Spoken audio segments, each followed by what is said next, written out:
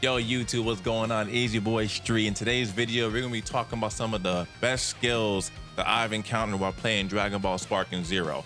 And just to be clear, I think every skill in this game does have its proper place depending on the situation, but these are just the ones I've encountered that really made me go like, damn, like this is actually pretty up there in terms of like a ranking, so to speak. Right now, we're starting with Yajirobe, and if you have encountered a Yajirobe in ranked matches, then you probably know exactly what I'm going to be showing you. It is his Senzu beam, which you see right here. I didn't want to charge it all the way because of the key, and that's going to go into sparking mode, and then we lose a skill point, blah, blah, blah, blah, whatever the case may be.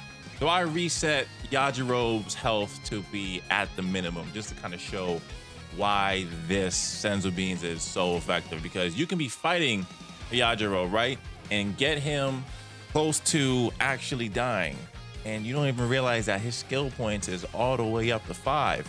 Then he just pops a Senzu beam, and then boom, he's back at full health. While you might be struggling. You might have to do a little bit of team mismanagement, so to speak, and swap somebody else out because this guy is back at full power.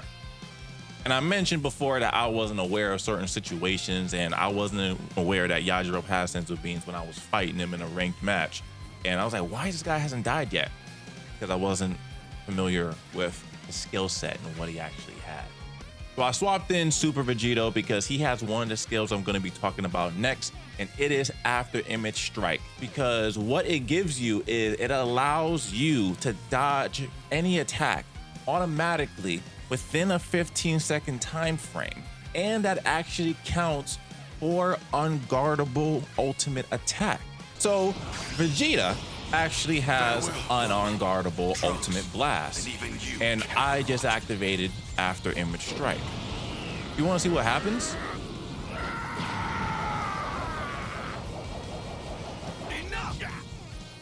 For something being unguardable and just swinging around like that ridiculously while you blowing yourself up, it's kind of crazy, don't you think? And you know, for the fact that it does cost 3, I've heard people say that maybe it shouldn't be that much. Maybe it should be 4 because of this little kind of loophole, but not really. I mean, in a way, for Super Vegito, it kind of would be lore accurate, right? I mean, that's what I would think personally, but that's why this is one of the skills that I love using in this game, more specifically with Pan. I know it's crazy that Pan would have something like that.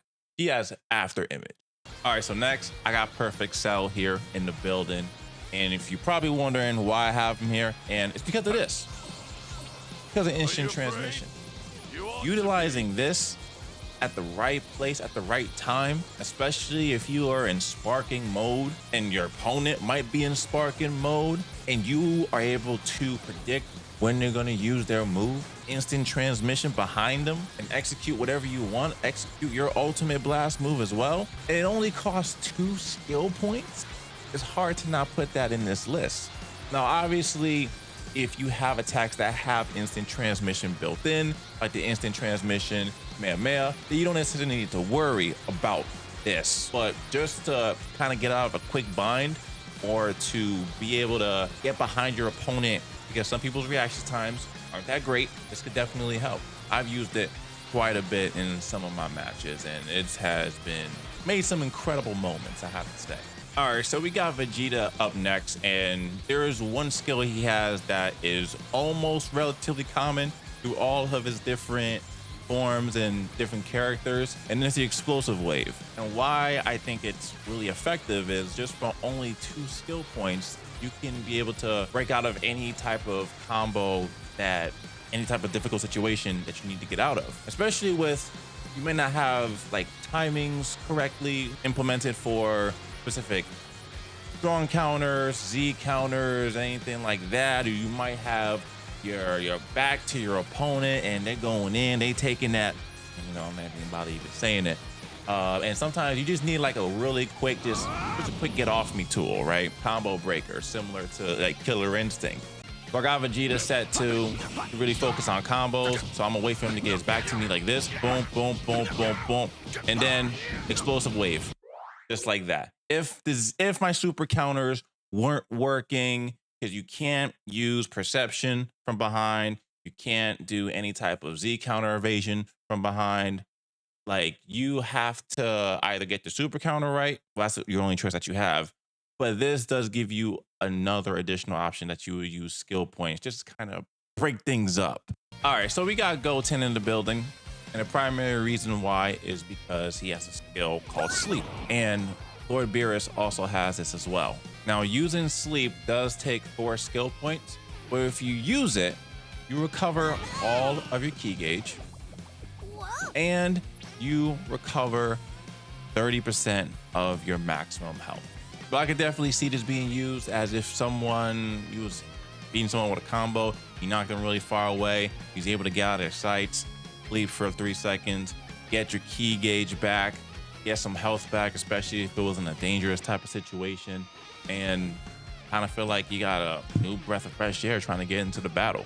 And you're probably thinking, yo, we got Krillin here? And yes, we do have him here because of a skill that was used back in the freaking Dragon Ball days, early Dragon Ball Z days, man. Solar Flare.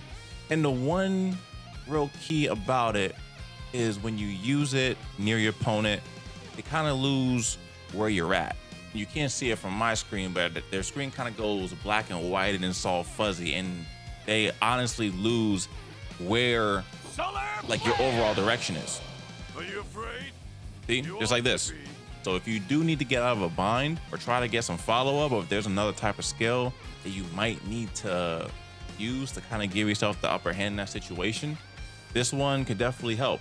And the last one that I want to say, and it's kind of a general thing, is if there's any type of skill power-up that gives you increased melee damage, increased key blast damage, regular blast damage, and damage inflicted from consecutive hits. So if you are great at combos, being able to chain them properly and get the opponents back to you and do all the fancy stuff like that, that in combination with the skill you already have, I think is really a setup for success. Goku has it with Saiyan Spirit, but it's also called something else for other characters. It's named differently for different characters, but when you look at the descriptions for specific things, kind of does the same stuff. So it's smart to be able to like try to keep that like in mind. But thanks for watching the video. I appreciate it. Let me know in the comments what you think about it. Any other skills that I might have missed that you may have encountered that you was like, dang, yeah, this is actually pretty strong. Because I would like to hear what y'all have to think about it. All right, I'll see you later. Thanks for your time. Peace.